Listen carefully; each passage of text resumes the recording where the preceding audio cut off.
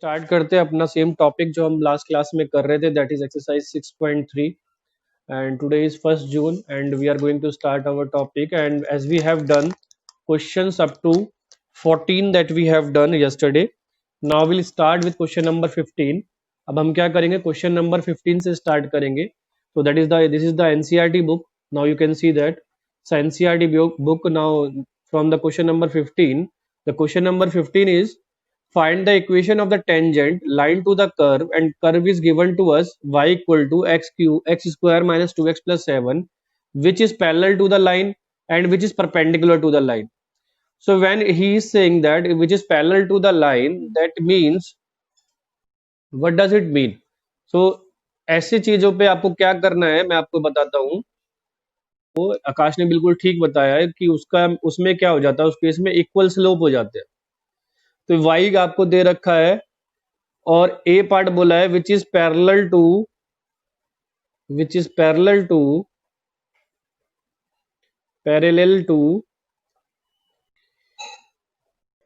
Line भी लिख लेते हैं. और लाइन की इक्वेशन क्या है,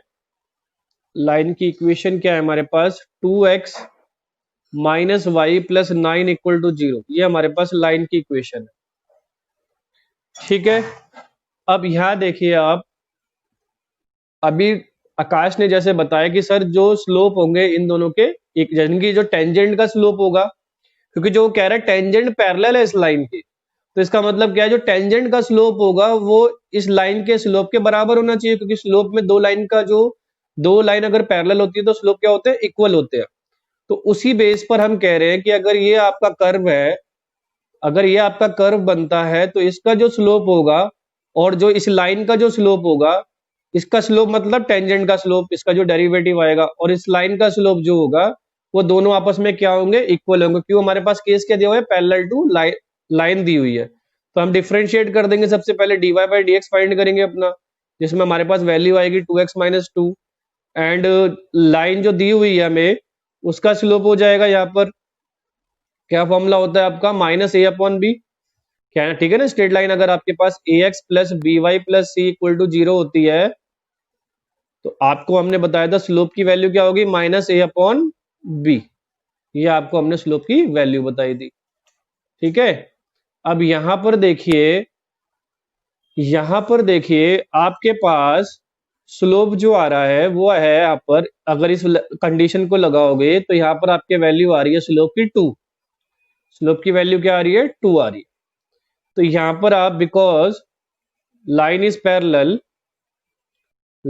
पैरेलल टू टेंजेंट, ठीक है, टेंजेंट के पैरेलल दी हुई है, तो उसमें क्या बनेगा आपका, ये जो dy बाई डी एक्स, यानी कि dy बाई डी एक्स की वैल्यू क्या आएगी आपकी 2 के बराबर आ जाएगी. यानी कि 2x माइनस 2 जो होगा वो 2 के बराबर आकर आपको x की वैल्यू यहां से मिलेगी 2, और उस x की वैल्यू को आप कर्व के अंदर डाल दीजिए, वहां से आपको y की वैल्यू मिल जाएगी. तो y की वैल्यू कितनी हो जाएगी, 7. y की वैल्यू कितनी आ जाएगी, इसमें 7 आ जाएगी. तो ये हमारा कोऑर्डिनेट आ गया. Now he is asking that we have to find the equation of the tangent. तो इक्वेशन ऑफ द टेंजेंट के लिए हमें क्या चाहिए होता है, जैसा हम पढ़ चुके हैं, इक्वेशन ऑफ द टेंजेंट के लिए हमें हमेशा एक कोऑर्डिनेट चाहिए और उस लाइन का स्लोप होना चाहिए. तो दोनों चीजें इस समय अवेलेबल है हमारे पास पॉइंट भी अवेलेबल है और स्लोप भी अवेलेबल है. तो हम क्या लिखेंगे यहाँ पर, equation of tangent is y minus y1 m x minus x1. तो m की वैल्यू कितनी है यहाँ पर 2, y1 की वैल्यू कितनी है 7, और x1 की वैल्यू कितनी है 2. ठीक है, तो यहां पर हम सॉल्व कर लेंगे अगर इसको, तो ये बन जाएगा y minus 7 2x minus 4, that is actually 2x minus 7 plus 3 equal to 0. 2x minus y plus 3 equal to 0, that is our required equation of tangent. That is the solution बोल सकते हैं, इसके हमारा क्या हो जाएगा, आंसर आ जाएगा. ठीक है, बोला गया है कि जो इसका जो कर्व है, जो इक्वेशन दी हुई है, तो जो इसकी टेंजेंट बनेगी कर्व पर, वो इस लाइन के परपेंडिकुलर दी हुई है. तो यहाँ पर दोनों के स्लोप निकालने पड़ेंगे. इसका भी dy बाई डी एक्स से निकालेंगे, इसका भी dy बाई डी एक्स से निकालो, या आपको इक्वेशन मैंने बताया यहाँ पर ax plus b y plus c equal to zero में माइनस a अपॉन बी क्या होता है आपका स्लोप होता है, वो फॉर्मूला भी हम लगा सकते हैं। तो दोनों में से जोन सा आपको ठीक लगे वो लगा लेना। लेकिन बात क्या है, दोनों जब आपके आ जाएंगे यानी कि m1 और m2 जब आ जाएंगे आपके पास, एक स्लोप हो जाएगा m1, दूसरा स्लोप हो जाएगा m2, और कंडीशन क्या होती है जब m1 m2 मल्टीप्लाई में होते हैं यानी कि परपेंडिकुलर होते हैं, तो यहाँ पर आपकी कंडीशन क्या होती है कि उनका दोनों का स्लोप का जो प्रोडक्ट होता है वो क्या आता है, -1 के बराबर आता है। ठीक है, तो यहाँ पर भी हम देखेंगे कि हम फटाफट dy बाई डी एक्स निकाल लेते हैं। तो यहाँ पर dy बाई डी एक्स जो होगा,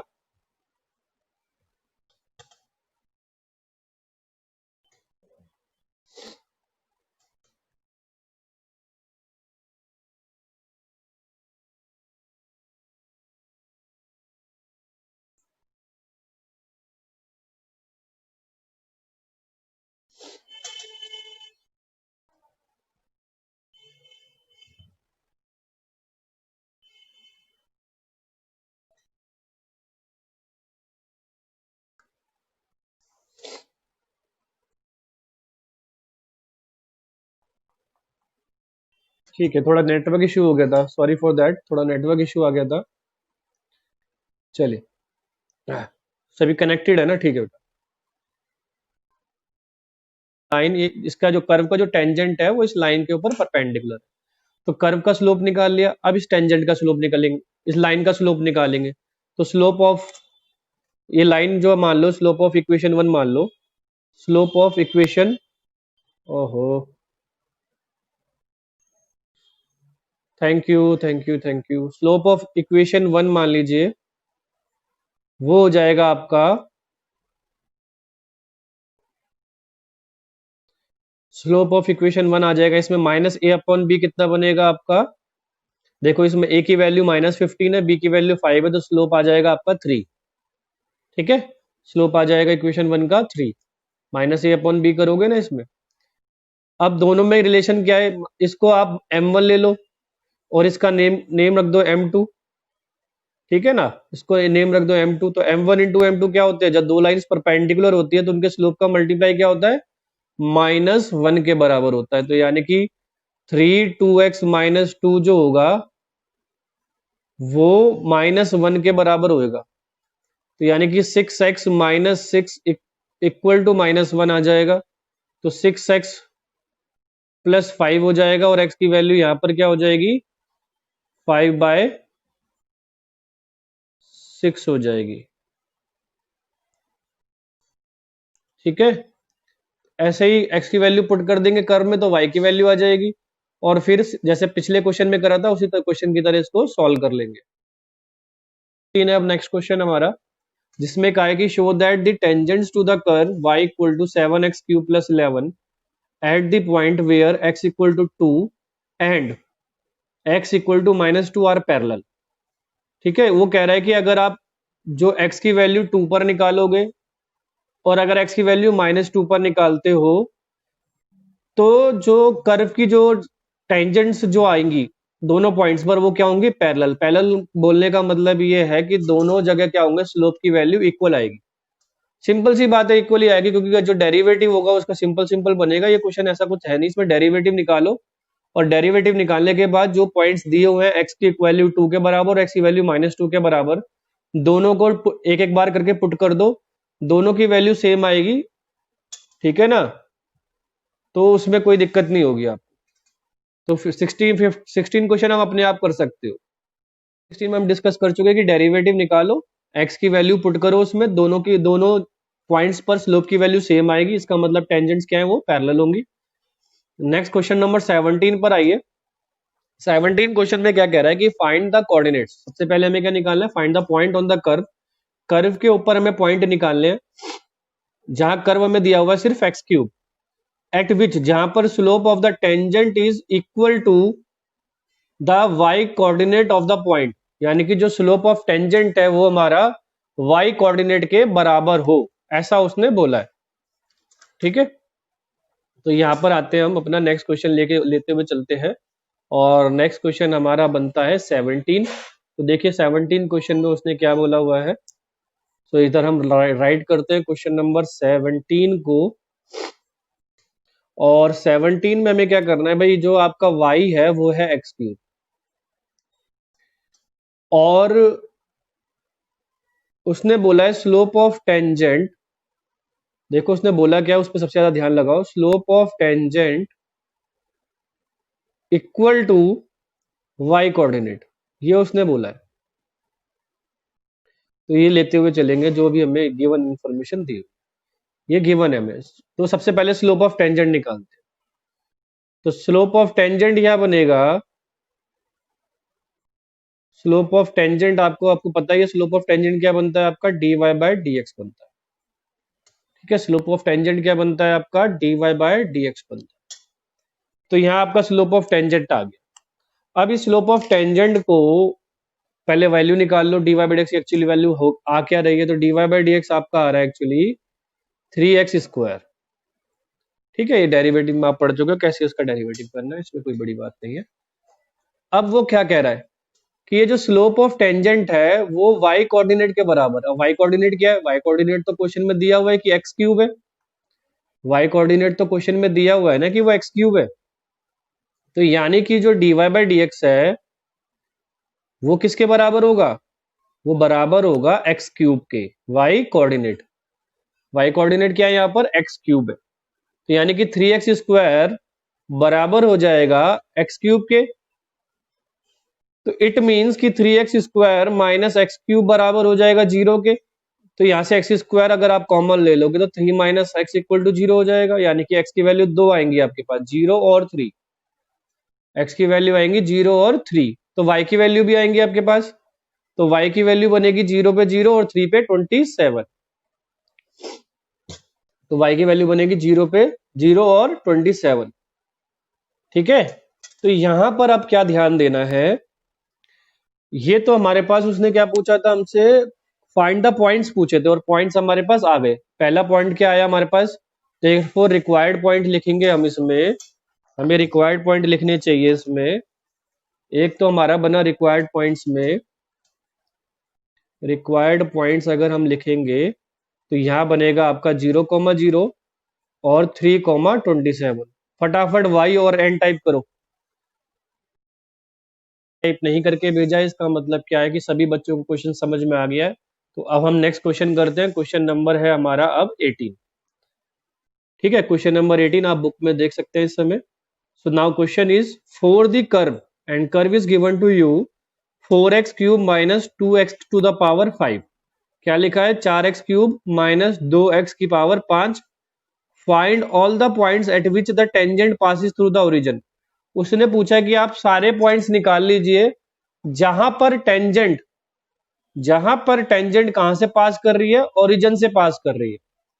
तो सबसे पहले हमें क्या करना है, पहले टेंजेंट की इक्वेशन निकाल ली।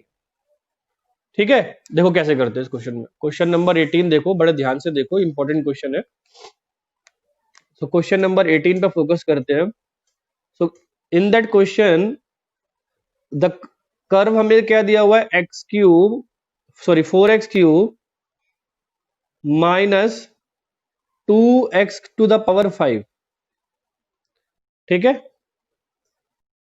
And tangent passes through the origin, tangent passes through origin.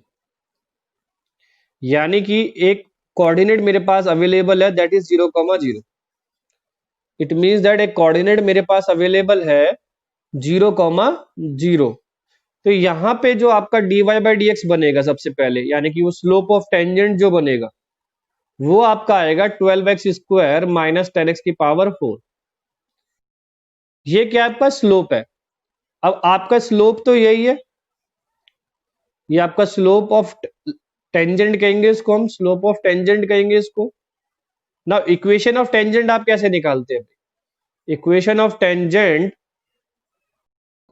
आप अगर निकालेंगे तो उसके लिए आप क्या करेंगे भाई, उसके लिए आप करेंगे अपना इक्वेशन ऑफ टेंजेंट, यानी कि इक्वेशन ऑफ लाइन। टेंजेंट क्या एक लाइन होती है, तो लाइन की इक्वेशन का आप फॉर्मूला लगाएंगे, यानी कि y minus y1 m x minus x1 आप अप्लाई करेंगे। अब y1 आपका 0 है, x1 आपका 0 है और m की वैल्यू ये निकली हुई है, तो यहाँ पर हम y equal to y minus zero, sorry ऐसे भी लिख लो, चाहे y माइनस जीरो, m की वैल्यू है आपके पास 12x² माइनस 10x4 और x माइनस जीरो। तो यहाँ पर आपका y माइनस जीरो यानी कि y रह जाने वाला है, और यहाँ x की मल्टीप्लाई हो जाएगी तो कितना हो जाएगा 12x³ माइनस 10x की पावर 5। अब क्या करना है, ये पहले जो इक्वेशन आपको गिवन है फर्स्ट, अब आपको कोऑर्डिनेट निकालने ना, तो फर्स्ट और सेकंड को दोनों जगह वाई वाई आ रहा है आपके पास, इन दोनों को क्या करो, सॉल्व कर लो, सॉल्विंग 1 और 2 कर लो आप, यानी कि एक y की वैल्यू दूसरे इक्वेशन में y की जगह रख दो, सॉल्विंग 1 और 2 रख दीजिए। ठीक है भाई, तो यहाँ सॉल्विंग अगर 1 और 2 करते हैं, सॉल्विंग अगर 1 और 2 करते हैं, तो यहाँ पर हमारा आ रहा है 12x², सॉरी यहाँ हमारा आ रहा है 12x³ माइनस 10x की पावर 5 बराबर है 4x³ माइनस 2x की पावर 5।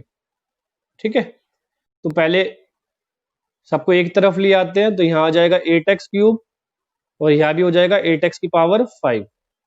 8 कॉमन ले लो, x³ भी कॉमन ले लो, तो यहाँ आ जाएगा आपका x² या फिर 1 माइनस x² हो जाएगा आपका, यानी कि आपके पास x की वैल्यू या तो 0 होगी या फिर 1 होगी या फिर -1 होगी।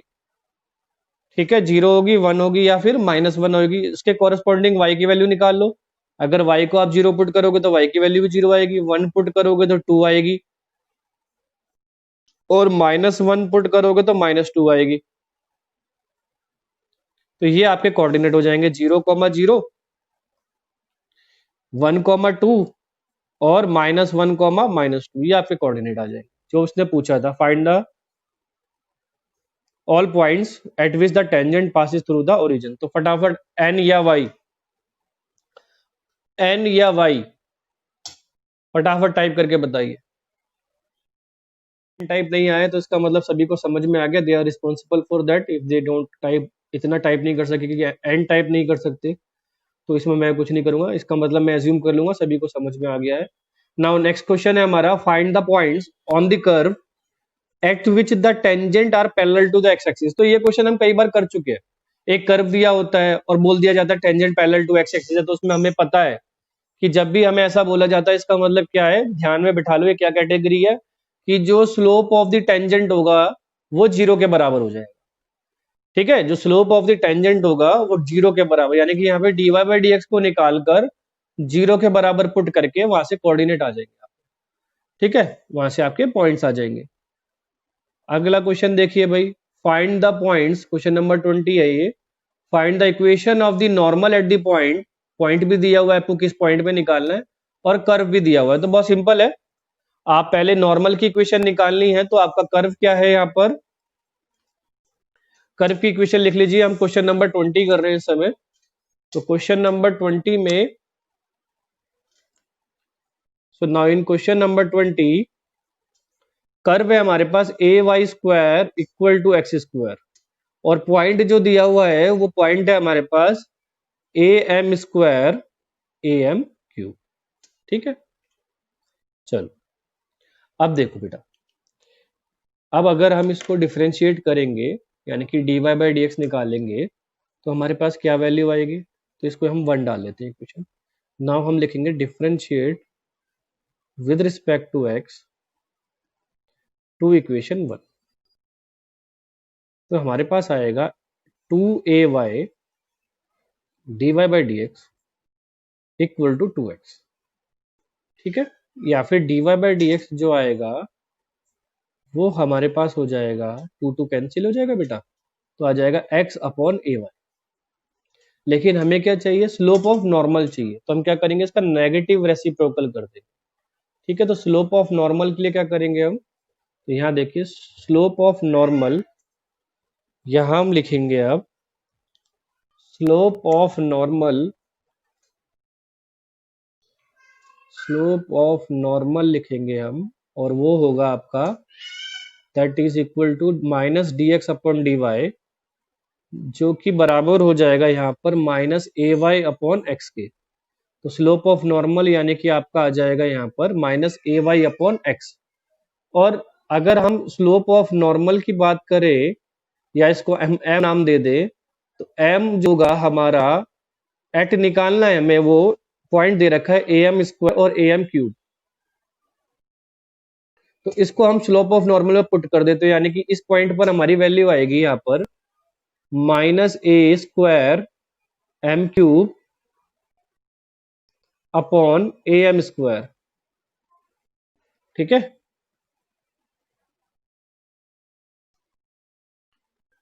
Upon a m square. तो क्या होगा यहाँ पर हमारा जो स्लोप की वैल्यू आएगी वो आएगी माइनस ए एम, वो आ जाएगी हमारे पास माइनस ए एम।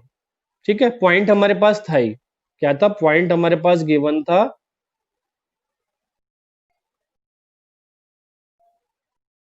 पॉइंट हमारे पास गिवन था और यहाँ पर स्लोप भी आया, देयरफॉर इक्वेशन ऑफ नॉर्मल लिखेंगे अब, इक्वेशन ऑफ नॉर्मल। ये लास्ट क्वेश्चन है आज की क्लास का, ध्यान से पढ़ो इसको।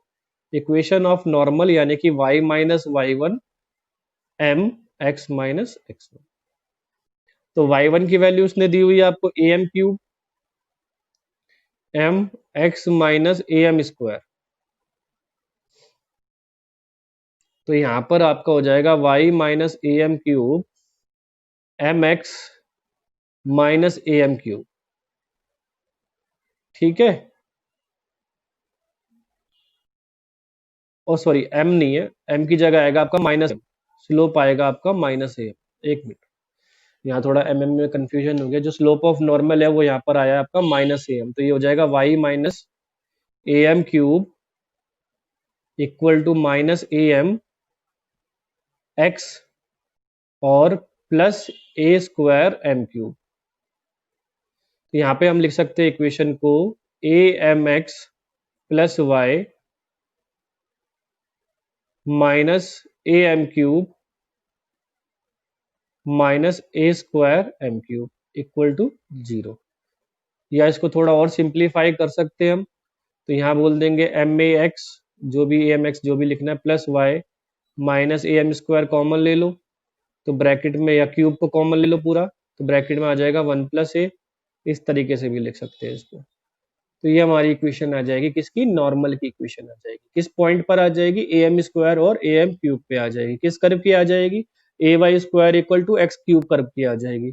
तो अब तक हमने क्या करा, 20 क्वेश्चन हमने अपनी एक्सरसाइज के कंप्लीट कर लिए।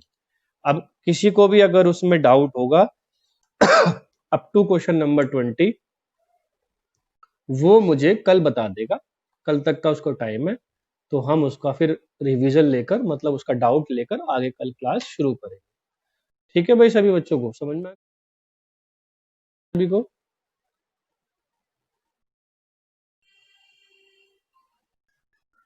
तो इस तरीके से हमें क्वेश्चंस करने हैं, अब ज्यादा नहीं।